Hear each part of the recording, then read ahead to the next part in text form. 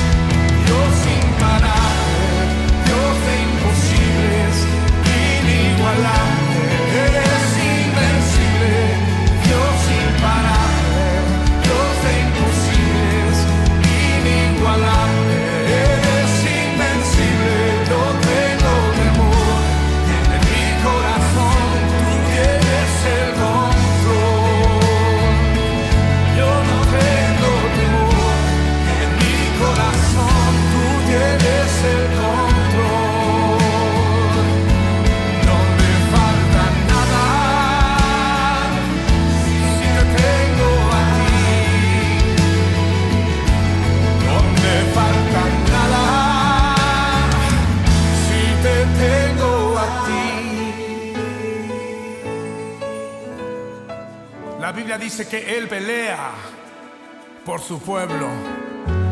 Él pelea por ti esta noche. Di esta frase con nosotros.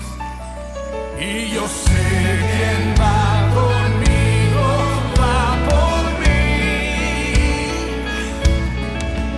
Y quien a mis enemigos hace huir. Di una vez más.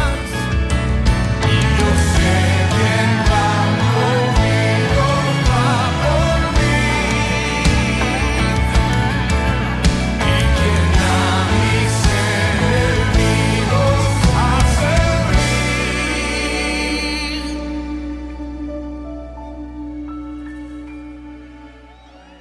Dios imparable, Dios de imposibles, inigualable, eres invencible. Dios imparable, Dios de imposibles, inigualable, eres invencible. No tengo temor, en mi corazón tú tienes el control. No tengo temor, en mi corazón tú tienes el control. No me falta nada si te tengo a ti. No me falta nada si te tengo a ti. A ti Jesús, no me falta nada si te tengo a ti. No me falta nada si te tengo a ti, Señor. No me falta nada si te tengo a ti, a ti. No me falta nada porque te tengo a ti.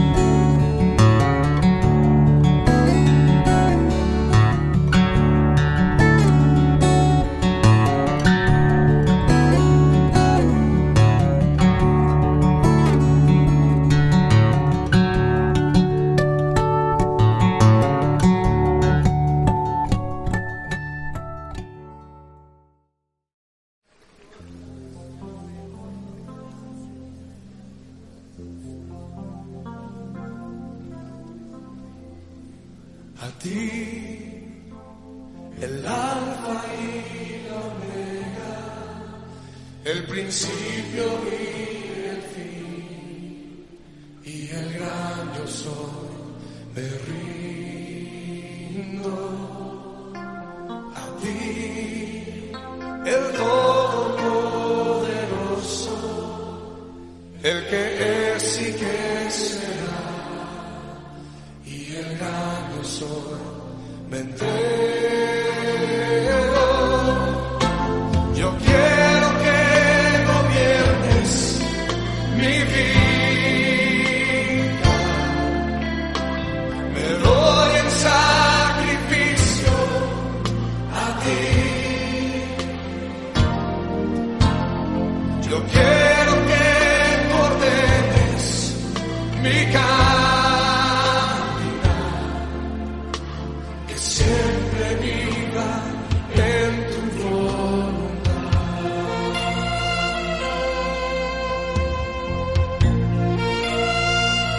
Y una vez más, a ti, el alfa y la omega, el principio y el fin, y el gran yo soy, me rindo. El todopoderoso, el que es y que será, y el gran yo soy, me entrego. Yo quiero que gobiernes mi vida. Me doy en sacrificio a ti. Yo quiero que tú ordenes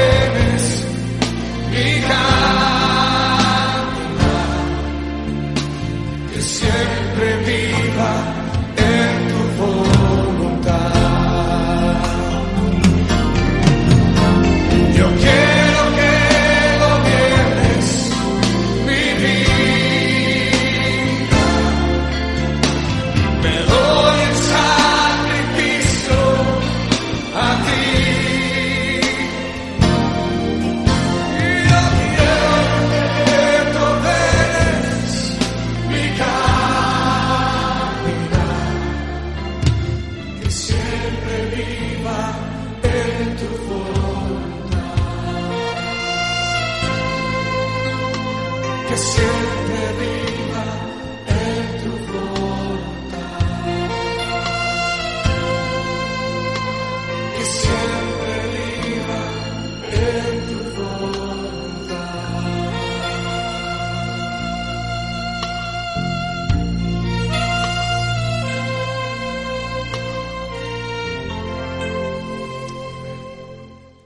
Muy bien, quiero poner unas cuantas, bueno, habéis visto que mandé por difusión el título. Ahí pone temor. ¿Veis un imán? El imán, sabéis que los que tienen los dos polos, por un lado atrae y por otro aleja. Aleja al que es el mismo polo, atrae al que es diferente. Así que tiene dos acciones, atraer y alejar. Y quise ponerlo como muy gráfico, en la idea de la palabra temor. Y luego veremos en qué sentido atrae y en qué sentido aleja. Ahora, quiero poneros unas imágenes. Me gustaría que o pensaréis, lo podéis decir en voz alta, tampoco os pasáis, que se está grabando. Pero en voz alta, si queréis, ¿qué sensación os causan las siguientes cosas que vamos a poner en pantalla? Oh, ahí ya. Miedo. Aracnofobia. Miedo profundo a las arañas. Hombre, yo a este tipo de arañas le tendría también un cierto respeto, ¿sabes? A las otras a lo mejor no, pero ese causa impresión. Pero quería ponerlo para que causara impacto. Aracnofobia se llama aquellos que tienen miedo a las arañas. Pero cuando hablamos de fobia es algo ya irracional, algo que va en extremo, ¿vale? Causa ansiedad en la persona, un pavor terrible. Esta otra, quizá un poquito más difícil de averiguar. Agorafobia. Agorafobia es el miedo a los espacios públicos, a los espacios abiertos, mejor dicho, no públicos, espacios abiertos. Las personas que sufren esto les cuesta mucho salir de casa. Si salen tienen que ser acompañados de una persona de referente, familiar, etcétera. Siempre tienen que tener claro una vía de escape y son reacciones que producen mucha ansiedad a las personas que lo sufren, ¿vale? Tenemos otra. Uy, ahora, esta, madre mía. Vértigos, se llama acrofobia. Acrofobia.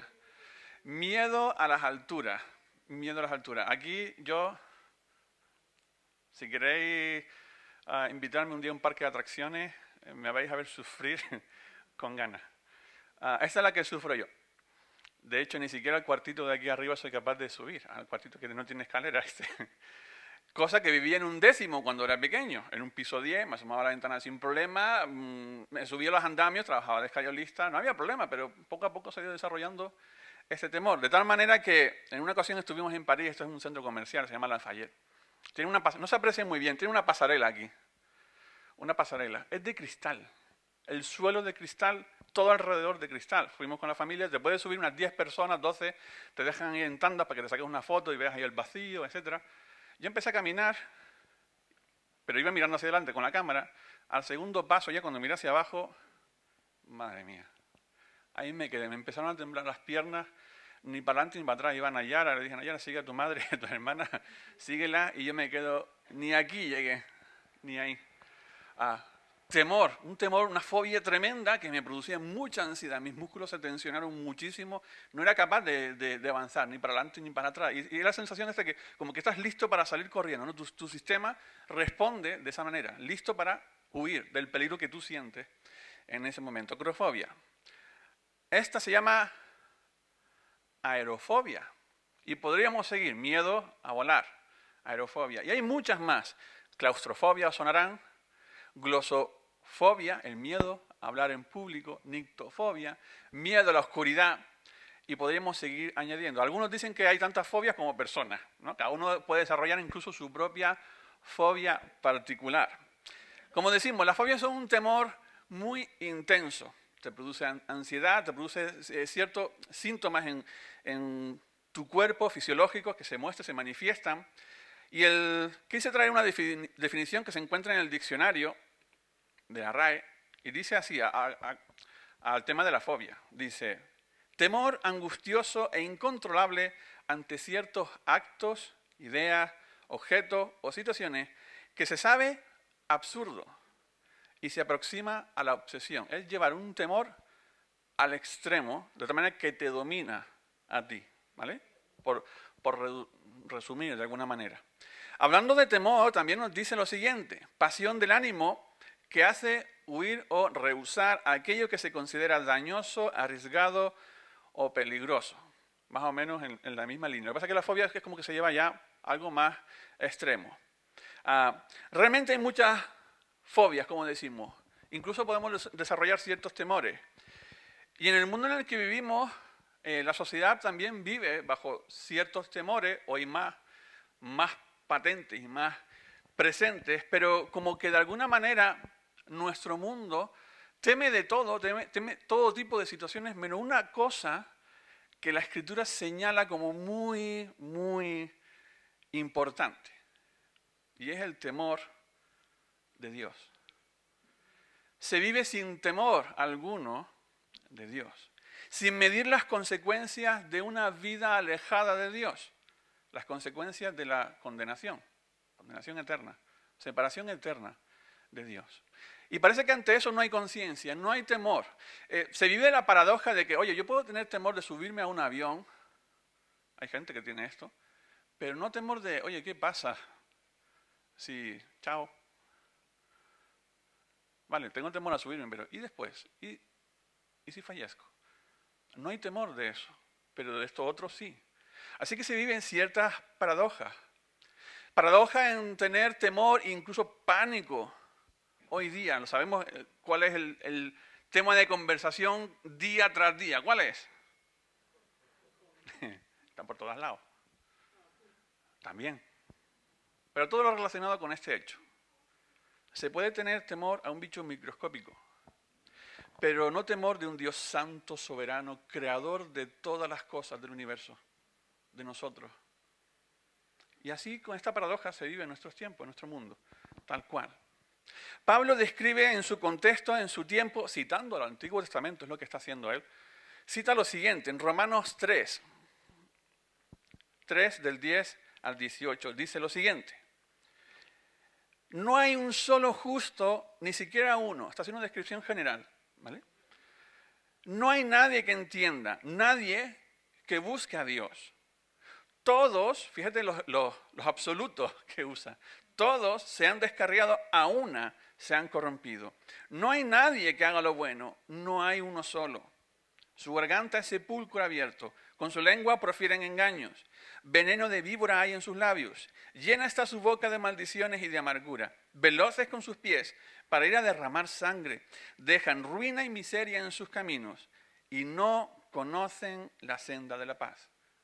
Y añade al final de estas citas que está haciendo, citando Salmos, dice, no hay temor de Dios delante de sus ojos. Pablo escribe en el siglo I. 21 siglos más tarde, nuestra sociedad ha involucionado, creo yo. No ha cambiado mucho, ¿verdad? Sigue siendo la misma. Es más, si incluso vamos más atrás, en los tiempos de Noé, mucho más atrás, la descripción del mundo en el cual vivía Noé, ¿cuál era? ¿Cómo se describe ese mundo? Dice, y vio el Señor, no tengo la cita aquí, pero lo digo, dice él, y vio el Señor que la maldad de los hombres era mucha en la tierra, y que todo designio de los pensamientos del corazón de ellos era de continuo solamente al mal. Esa es la descripción del mundo que se hace en tiempos de Noé. Pablo hace una descripción en la carta de Romanos, pero es que en nuestros tiempos el mundo no ha cambiado en ese aspecto. La maldad se multiplica y no hay temor de Dios en absoluto. Se intenta retorcer lo ya retorcido. Está compartiendo el hermano Elías ahora mismo, ¿no? De unas imágenes que alguien me mandó acerca de unos institutos en Sabadell, acerca de educación sexual a los niños. No lo puse en el estado porque las imágenes eran muy explícitas, muy explícitas. Y eso está colocado en póster en los institutos. Y no voy a entrar en detalle, pero bestial lo que se está enseñando en nuestro mundo, en nuestro contexto. Ahora, aquí al lado, se retuerce lo ya retorcido. Un mundo que se apresura, corre sus pies al mal. Esas son las consecuencias, por supuesto, de un mundo que vive alejado de Dios, sin temor alguno a Dios. Ahora, yo entiendo que todos los que estamos aquí somos creyentes. Para nosotros la palabra temor de Dios tiene que provocarnos o hacernos pensar en otro tipo de terminología, que es la que vamos a desarrollar. Pero el que no es creyente, y si alguien nos está escuchando o viendo en YouTube en esta mañana o cualquier otro momento, lo que queremos anunciar hoy es que ese temor no te lleve a alejarte de eso, sino que el temor de Dios precisamente nos haga acercarnos. Esa es la idea que queremos compartir en este día. ¿Qué nos suscita esta palabra en relación a Dios, a todos nosotros? Incluso hay para personas en el entorno creyente que hablar del temor de Dios da la idea, la sensación de que excluyen otras facetas del carácter de Dios y solo como que se concentra todo ahí. Es decir, como que Dios es aquella persona que simplemente está con un palo preparado, dispuesto a que la mínima que haga te va a dar. Y descuidamos otras facetas. Dios al que ama disciplina. Y menos mal que nos disciplina. Pero no es el todo del carácter del Señor.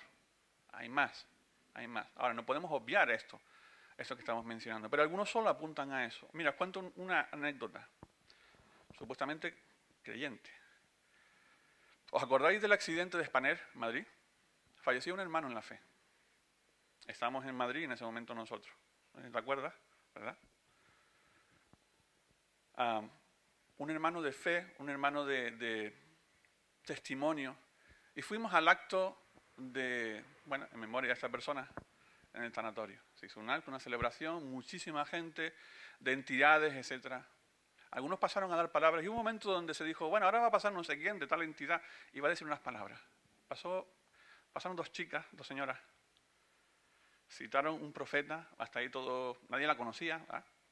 Pues para ser de una entidad, cita a un profeta. Termina de citar al profeta y comienza a decir, esto que ha pasado ha sido por el pecado, ha sido castigo de Dios. Imaginaos, ¿te acuerdas de eso? Imaginaos, un hermano en la fe acaba de fallecer, un hermano de testimonio. Y lo que proyectan estas personas es lo que acaba de pasar es por el pecado, es castigo de Dios. O sea, aquello fue un show tremendo. Algunos se iban a levantar de la ira, ¿no?, que tenían, de lo que estaba sucediendo ahí. Y luego fueron a la iglesia, ¿te acuerdas? Al final nos enteramos de que era una secta que iba aprovechando estos sitios y se colaban en las iglesias, en los sanatorios, a dar ese tipo de anuncios. ¿Qué imagen se proyecta? Ahora, para ti y para mí, el temor de Dios debe ser visto en otro factor, en un ámbito que la Escritura nos señala hacia dónde apunta, hacia dónde quiere el Señor mostrarnos lo que significa el temor de Él.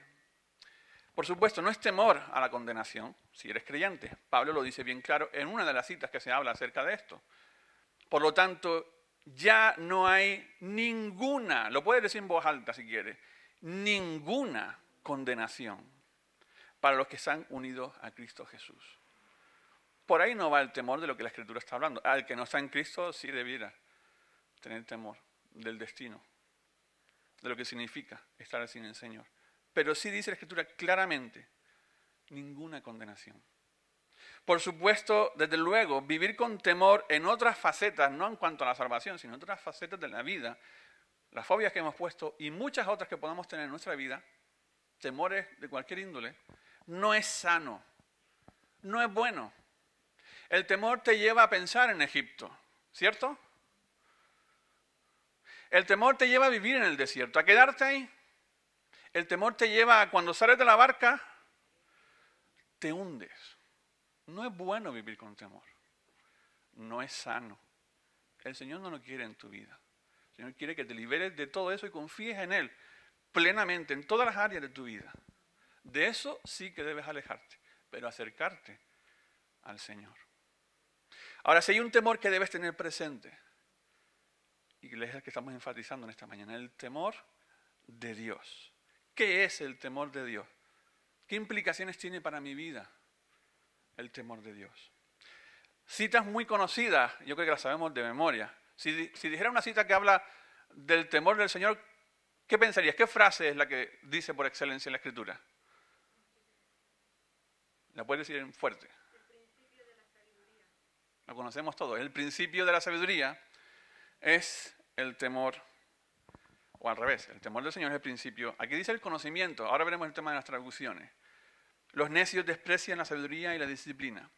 Esta cita es el prólogo, junto a otros versículos, el prólogo de Proverbios, y está diciendo las motivaciones. Entre ellas dice adquirir sabiduría, disciplina, rectitud, justicia, corrección, prudencia. Dice un montonazo de motivaciones que llevan a escribir esto, y entre esas al final dice el temor de Dios es el principio de la sabiduría. Frase que creo que conocemos muy bien. Y los que somos veteranos lo habremos escuchado una y otra vez, ¿verdad? Si no eres veterano, presta atención. Y si eres veterano, presta atención igualmente. Porque es algo que debemos recordarnos a nuestra vida. Y si no eres creyente, igual, presta atención y acércate al Señor. Esta cita se repite en otros lugares, en Proverbios 9, 10, por ejemplo, en el Salmo 111, 10, aparece en más tal cual, como está ahí, en más escrito. Este pasaje concreto nos dice que es el principio, ¿cuál es el principio de la sabiduría? Por lo tanto, es base, fundamento para vivir sabiamente. Es decir, son tus raíles por los cuales tú no te puedes echar fuera. Es tu canal, es tu camino en el cual tú jamás debes desviarte. Principio de la sabiduría es el temor del Señor. Todos tenemos principios de mucha índole.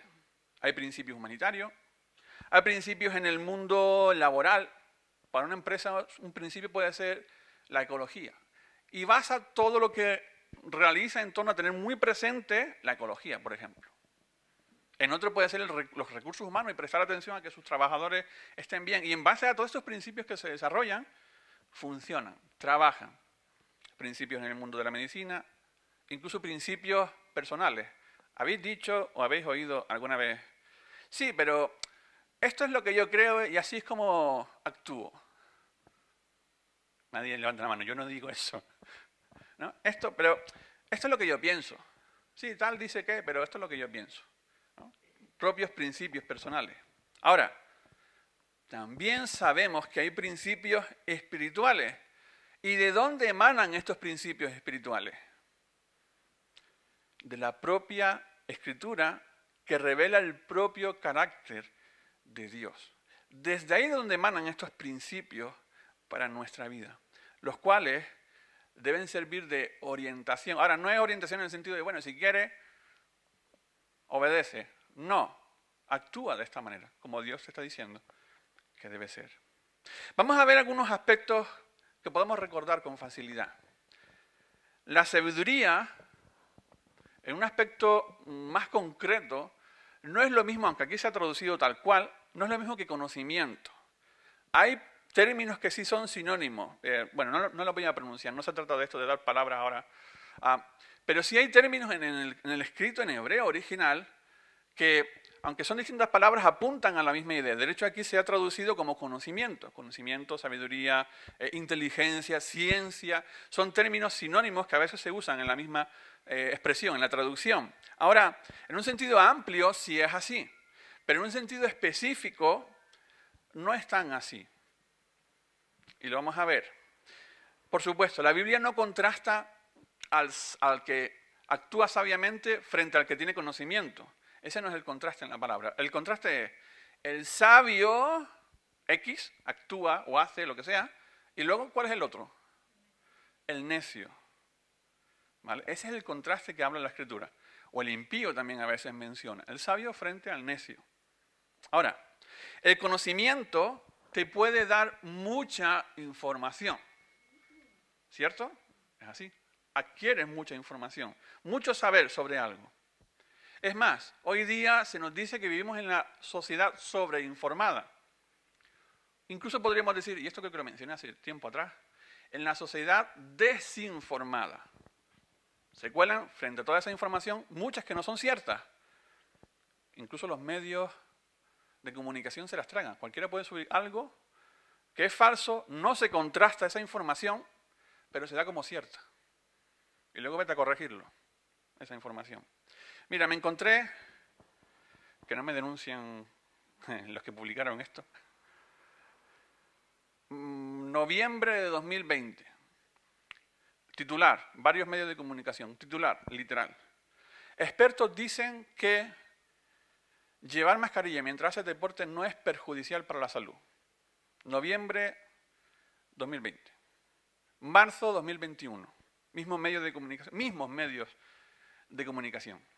Expertos dicen que llevar mascarilla mientras haces deporte puede ser perjudicial para tu salud. ¿Y tú qué haces? ¡Vivan los expertos! ¡Vivan los expertos! Fijaos la cantidad de información que se maneja y a veces que tú estás en medio y dices, madre mía, ¿no? ¿Para dónde tiro? Sociedad sobreinformada y a veces desinformada. Si yo os preguntara, ¿os consideráis buenos conductores, aquellos que tenéis carnet? Nadie se atreve a levantar la mano. ¿Os consideráis buenos conductores? ¿Sí? Estaba escuchando no hace mucho una persona que es profesional de esto, ha sido piloto de carrera en varias disciplinas. Hoy día se dedica a dar talleres, a hacer cursos de conducción, algunos de seguridad, otros deportiva, bueno, en muchos ámbitos. Y él dice que la primera pregunta que le hace a las personas que se suben y se ponen al lado para hacer el curso, le dice, ¿te consideras buen conductor? Y la inmensa mayoría dice, sí. Yo también diría que sí. Ahora, el problema es cuando empieza a hacerle preguntas a la gente. Tú cuando haces tal maniobra, haces no sé qué. Tú tienes en cuenta X cosas, él menciona montones. Y empieza a decir a la gente, uy, pues eso no lo tengo en cuenta. Uy, pues esto no lo hago. Uy, pues no me he fijado en ese factor. Ay, pues mira, eso no lo había pensado. Y en las expectativas de buen conductor empiezan a caer por los suelos. Él lo llama el decálogo del buen conductor. Esto hay muchos por ahí, ¿vale? Puedes tener el conocimiento de lo que es ser un buen conductor. Poniendo este ejemplo. Puedes tener conocimiento de que es importante tener las ruedas en buen estado. Es importante tener los frenos en buen estado. Es importante tener una buena puesta a punto en el vehículo. Los sistemas de seguridad estén bien. Ahora, lo sabe, pero a lo mejor dice, mira, yo en vez de invertir en unos neumáticos buenos, le voy a poner un pedazo de subwoofer al coche. Vamos, el sonido va a ser espectacular. Le voy a poner una pintura metalizada que, vamos, va a brillar a la distancia. Ahora, cuando venga el momento de que te tengas que dar una frenada de emergencia, te digo yo que el subwoofer no te va a parar el coche. Porque no has prestado atención a las cosas que sabías que hay que prestar atención, pero que has hecho otra cosa distinta. Una cosa es el conocimiento y otra cosa es la sabiduría. Tú puedes saber lo que es bueno, pero no puedes aplicar o puedes vivir sin aplicar lo que es bueno, lo que es correcto. El conocimiento me dice que hay vicios que hacen daño a mi cuerpo o cosas que en exceso hacen daño a mi cuerpo, pero sabiéndolo sigo actuando de la misma manera, sin prestar atención, no actúo sabiamente. Yo sé que la Escritura me dice que el descuido de mi prójimo está mal, pero si lo sigo haciendo, ¿estoy actuando sabiamente? Lo sé, sí, yo lo sé. No, sí, yo sé lo que dice la Biblia. Pero a la hora de la practicidad del día a día, la sabiduría brilla por su ausencia, aún sabiéndolo. Así que la sabiduría te lleva, bajo ese temor de Dios, te lleva a la practicidad de su propia voluntad. La pregunta es muy sencilla. ¿Quieres ser sabio? ¿Cuánto quieres ser sabio hoy? En su vida, en cada decisión que tome. La Escritura apunta a algo muy sencillo. Y lo estamos diciendo, el principio de la sabiduría es el temor de Dios. Y el temor de Dios debe ser entendido en el significado de su propio término. Insisto ahora otra vez en el término, no lo voy a decir, pero hay términos que son sinónimos, pero a la vez, en donde se aplique, no son sinónimos. En cuanto a relaciones, uno puede tener temor de otro o de otras circunstancias. Aquí tenemos el caso de Jacob. ¿Qué hizo Jacob con su hermano? Le engañó. Mucho tiempo después va a tener un encuentro con él. Le llega la noticia de, ahí viene tu hermano, y viene con un pedazo de destacamento, una comitiva de bienvenida. Y esta es la reacción de Jacob. Dice, Jacob, ahí está, tuvo gran temor, nos dice el texto, y se angustió y distribuyó el pueblo que tenía consigo, las ovejas y las vacas y los camellos en 2 campamentos. Esta reacción que él tiene le llevó a angustiarse y a tomar una serie de decisiones para protegerse, porque tenía temor de su hermano. El término es el mismo, el que vamos a ver ahora en el siguiente pasaje, pero este temor sí es un temor de fobia, de que te va a ocurrir un mal, en este caso, ¿vale? Te lleva a la desesperación, te lleva a la angustia, incluso a veces te lleva a tomar decisiones erradas. Pero la misma palabra se usa en este otro caso, tal cual, es el mismo término. Ya sabéis de qué historia se trata, ¿verdad? Dice, no pongas tu mano sobre el muchacho ni le hagas ningún daño, le dijo el ángel. Ahora sé, ¿qué dice? Que conoces del Señor. Ahora sé que conoces la ley. Ahora sé que conoces todos los principios bíblicos, del punto 1 al punto 10. ¿Qué dice? Ahora sé que temes a Dios, porque ni siquiera te has negado a darme a tu único hijo. Es el mismo término, pero aquí está en relación a Dios, y esto lo habremos escuchado muchas veces, esto que se dice el temor reverente, ¿no? Se lo suele decir, pues es que va por esa línea, precisamente. Es un reconocimiento de aquel que está frente a ti es superior. Es una devoción, es un honrar a la otra persona, en este caso a Dios. Eso nos lleva, esa honra nos lleva a rendirnos precisamente delante de Él, a obedecerle. Aquí hay más factores que se muestran en el ejemplo de Abraham. Su fe inquebrantable en Dios, que le llevó a la obediencia. ¿Vale? Es más, Hebreo nos dice que él creía que aún el Señor le levantaría a su hijo de entre los muertos. Hasta ahí llegaba. Pero lo que nos dice aquí es, ahora sé que temes a Dios. Es decir, has mostrado hasta dónde llegas al honrar, al obedecer lo que Dios te está diciendo que hagas. El temor irracional o cualquier otra cosa en el mundo te lleva a detenerte, hemos dicho, a huir. Pero el temor de Dios debe hacerte avanzar. Lo contrario. Debe hacerte obedecer. Debe hacerte honrar a Dios, como Abraham honró a Dios hasta el final. Hay un matiz, una gran diferencia entre otros temores en el mundo o el temer a Dios. Nos dice la palabra en Proverbios 8:13. Quien teme al Señor aborrece lo malo. Luego añade, yo aborrezco el orgullo y la arrogancia, la mala conducta y el lenguaje perverso. Usando frases lógicas podríamos decir, si el principio de la sabiduría es el temor de Dios, y el temor de Dios es apartarse del mal, sencillamente apartarse del mal es sabiduría. ¿Podríamos decir esa frase lógica? ¿Lo repito? ¿Estáis aquí? Tengo miedo. Ahora lo repito. Si el principio de la sabiduría es el temor de Dios, y el temor de Dios es apartarse del mal, sencillamente apartarse del mal, es sabiduría. ¿Vale? La frase lógica. Pero esta frase lógica tiene su trampa. Porque no es un mero apartarse del mal sin más, porque yo en esta frase lógica que he usado he sacado a alguien de la ecuación. Y he acabado diciendo apartarse del mal es sabiduría, ¿vale? Pero he sacado a Dios mismo de la ecuación. Cualquiera en un momento dado puede hacer acciones buenas. Un inconverso, una persona que no cree en Dios, puede hacer una acción buena. ¿Y tiene temor de Dios? He sacado a Dios de la ecuación. No se trata de ser buena gente sin más. Se trata de obedecer la voz de Dios, estar sumiso, sujeto al carácter y voluntad de Dios. Hay un matiz muy distinto. Porque cualquiera en un momento dado puede hacer un buen gesto, una buena acción. Cualquiera. Sin Dios en su vida. Pero el matiz aquí lo da en base a nuestra relación con Dios. En base a temerle a Él.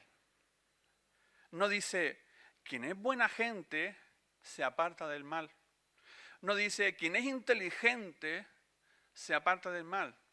Lo que está diciendo es, quien tiene temor de Dios. Ese matiz es muy importante. Temor de Dios. Dios en tu vida, guiando, gobernando todas las áreas de tu vida. Nos sigue diciendo la palabra, le estoy dando un popurrí de versículos, pero la idea sigue siendo la misma, ¿vale? El objetivo sigue siendo el mismo. Dice con amor y verdad se perdona el pecado y con temor del Señor se evita el mal. El pecado es corregido con estas cualidades. Pablo diría con espíritu de mansedumbre, dice en Gálatas. Corregir el pecado no es solamente venir y dar bibliazos a la gente en la cabeza. No saques el amor de Dios cuando vas a corregir a alguien. Se dan los dos casos. Lo que conoces de la palabra con verdad, pero con amor. Los dos. Ahora, eso lo puedes hacer tú. Puedes intentar corregir a alguien con amor y con verdad. Puedes orientar, puedes dar consejos, puedes hacer muchas cosas, pero mientras no haya temor de Dios, la persona no se va a apartar de lo que está haciendo. Y le puedes hablar toda la verdad de la Escritura. Y puede venir con toda la misericordia. Pero hay momentos en donde la decisión es de uno, el someterse a Dios. Temer a Dios en ese aspecto, en honrarle en quién es Él y apartarse del mal. Ese temor para obedecer es producto de la fe, de tu confianza, al fin y al cabo, de tu relación con el Señor. En el temor del Señor puedes ser un empleado honrado. En el temor del Señor puedes ser un jefe justo. En el temor del Señor puedes ser un padre o madre cuidadoso. Y también en el temor del Señor un hijo agradecido a sus padres. En el temor del Señor puede ser un esposo que ame a su esposa. En el temor del Señor puede ser una esposa que honre a su marido. ¿Me explico? ¿Estamos aquí? Es muy sencillo de entender. Luego viene la aplicación. Santiago es muy práctico. Hace ya un tiempo atrás hicimos un estudio sobre Santiago en los cultos de oración. Y él está diciendo, solo voy a poner un versículo aquí, pero él dice lo siguiente: ¿quién es sabio y entendido entre vosotros? Lo dice de una manera muy práctica y dice, que lo demuestre con su buena conducta, mediante obras hechas con humildad, que le da su sabiduría. Pero si tenéis envidias amargas, rivalidades en el corazón, dejad de presumir y de faltar a la verdad. Esa no es la sabiduría que desciende del cielo, sino que es terrenal, puramente humana y diabólica. Porque donde hay envidias y rivalidades, también hay confusión y toda clase de acciones malvadas. Y es entonces donde dice lo siguiente: en cambio, la sabiduría que desciende del cielo es ante todo pura y además pacífica, bondadosa, dócil, llena de compasión y de buenos frutos, imparcial y sincera. Amén.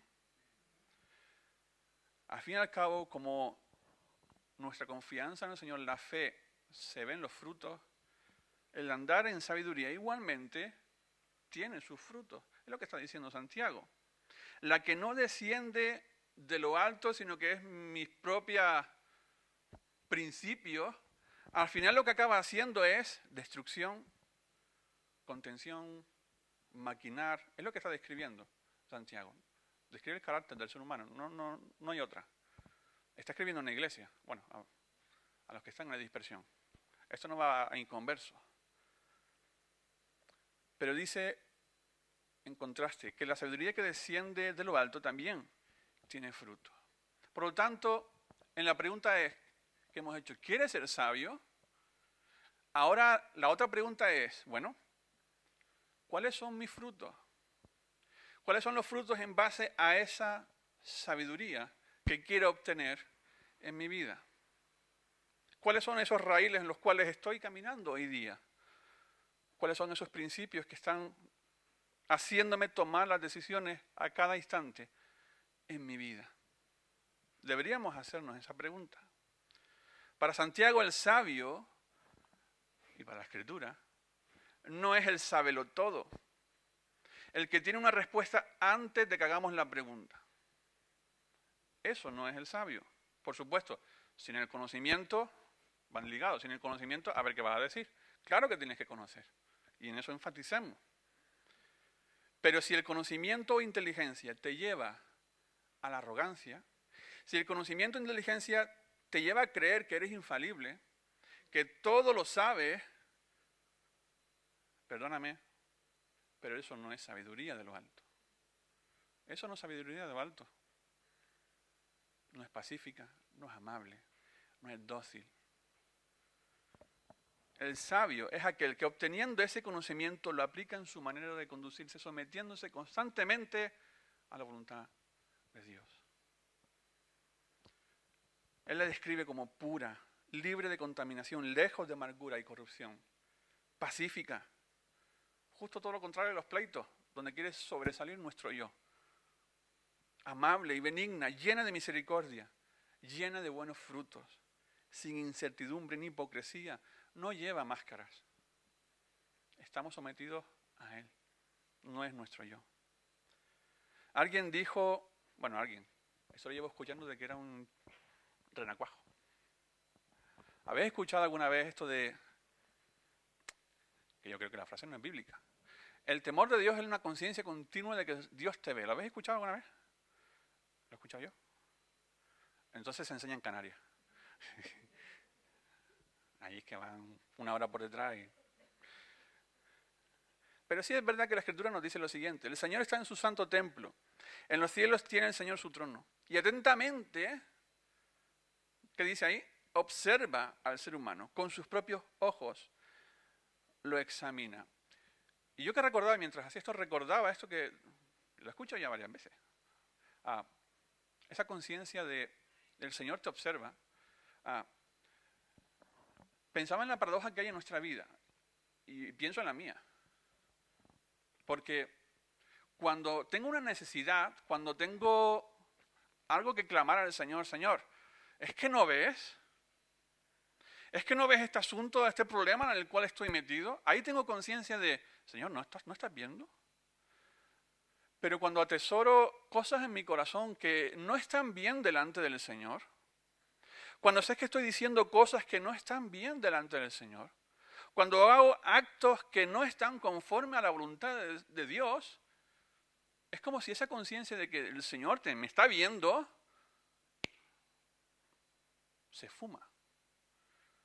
O esa paradoja se me da a mí solo. Solo la sufro yo. Estoy en un problema.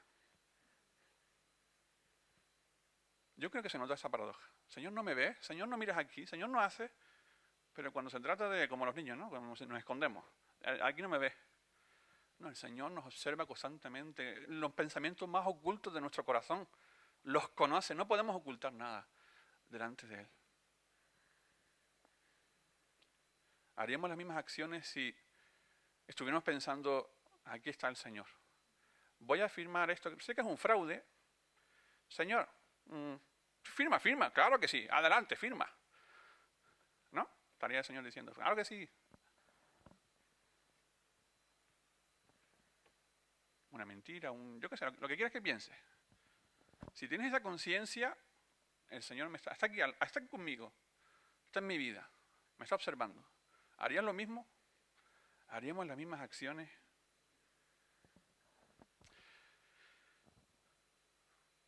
Cuesta en muchas ocasiones, claro que cuesta, porque a veces hay promesas de aquellos que obedecen a Dios, por supuesto, pero también el obedecer te puede meter en problemas. ¿cierto? Te puede meter en problemas. Daniel y todos sus amigos, por obedecer a Dios, por temor a Dios frente al temor de los hombres, ¿dónde acabaron? Uno en el foso y los otros en el horno. José, y con esto ya voy en la recta final. ¿Sabéis la historia, verdad? Cuando está en casa de Potifar. ¿La recordáis? Dice, en esta casa no hay nadie más importante que yo. Mi patrón no me ha negado nada, excepto meterme contigo, que eres su esposa. Y dice, ¿cómo podría yo cometer tal maldad y pecar así contra Dios? Él está pensando en honrar a aquel que le ha puesto por jefe, a Potifar, pero al fin y al cabo, sobre todo lo que está pensando es, ¿cómo voy yo a hacer esto y pecar contra Dios? Por encima de todo, su honra, su temor, está frente al Señor.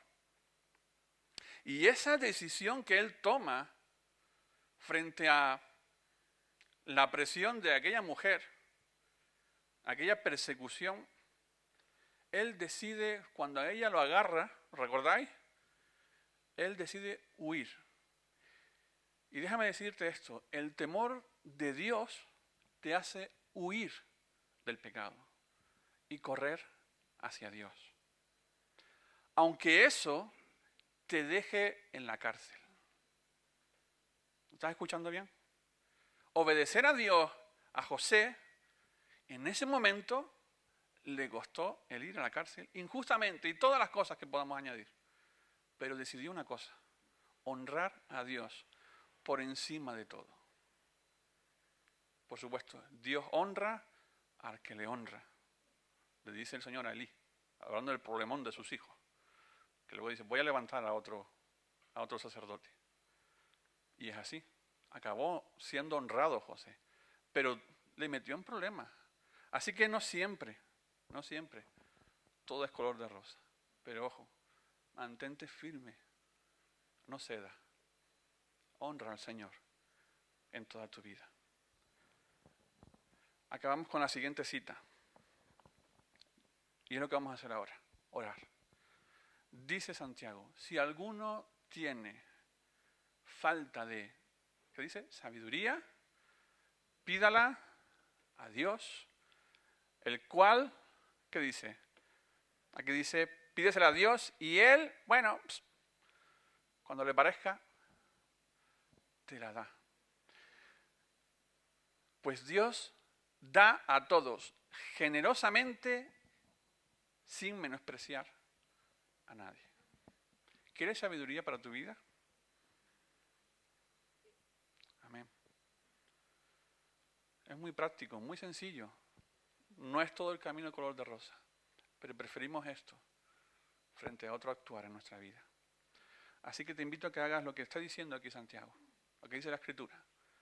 Si crees que hay un área de tu vida que, Señor, necesito sabiduría aquí, necesito someterme a ti en esta área de mi vida, necesito reconducir esto por mi propio bien y por honrarte a ti.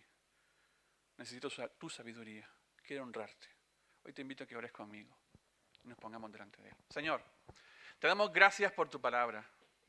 Te damos gracias porque nos hablas muy claramente y no hay ningún tipo de excusa, no nos podemos salir por la tangente, no podemos poner ningún tipo de objeción ante lo que tú nos dices, Señor. No hay lugar a duda a que tu palabra nos llama a vivir en sabiduría, que eso se traduce, por supuesto, en conocerte y vivir en la practicidad de nuestra vida bajo tus propios principios. Pero no lo queremos hacer como algo mecánico, Señor. Lo queremos hacer entendiendo cuál es tu voluntad y sometiéndonos a tu propia presencia. ¿Quién eres tú? Tú eres Dios soberano. Así que, Señor, hoy te pedimos sabiduría para nuestras vidas. Pero antes de ahondar en ello, Señor, también te queremos pedir perdón. Perdónanos, Señor, cuando hemos dejado áreas descuidadas en nuestra vida donde precisamente la sabiduría no ha sido el fruto que se muestra, Señor, el conducirnos según tus principios. Perdónanos, Señor, cuando hemos hablado cosas a nuestros hermanos o cualquier familiar, cualquier persona que no ha estado de acuerdo con lo que tú esperas de nosotros, con tu propia forma de ser, Señor. Perdónanos cuando hemos dejado de atesorar mal en nuestro corazón. Perdónanos cuando no somos capaces de liberarnos del rencor. Ayúdanos, Señor, a superar esto. Perdónanos, Señor, cuando hemos tomado decisiones más basadas en el temor alrededor nuestro que en el temor a tu palabra. Perdónanos cuando hacemos esto. Y si te pedimos sabiduría, danos tu sabiduría, Señor.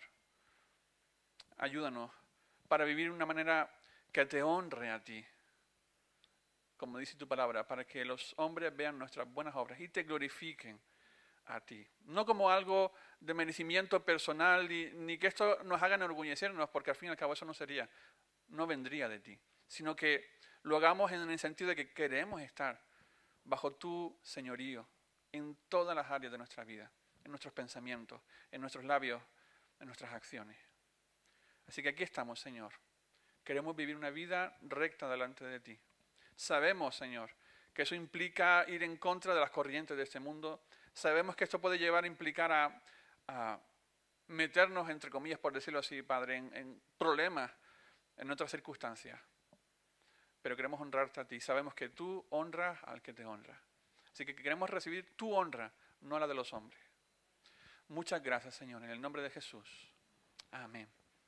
Amén. Dile que está a tu lado, sé sabio, teme al Señor.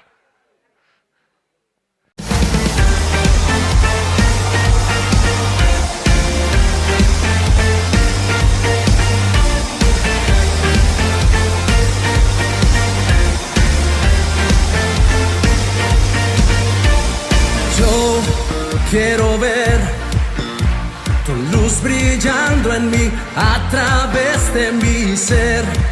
Un altar que todos puedan ver, que todos oigan que tú eres vida, la esperanza, perfecta gracia que me ha rescatado. Tú eres vida, la esperanza, perfecta gracia que me ha rescatado.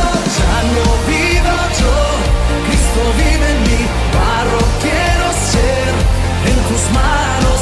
Ya no vivo yo, Cristo vive en mí, barro quiero ser en tus manos. De gloria en gloria te veo, Dios. De gloria en gloria transformado soy por tu espíritu.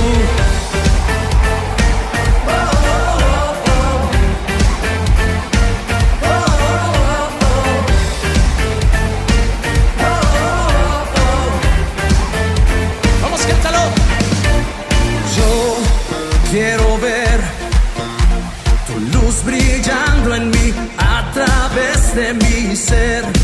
Un altar que todos puedan ver, que todos oigan que tú eres vida, la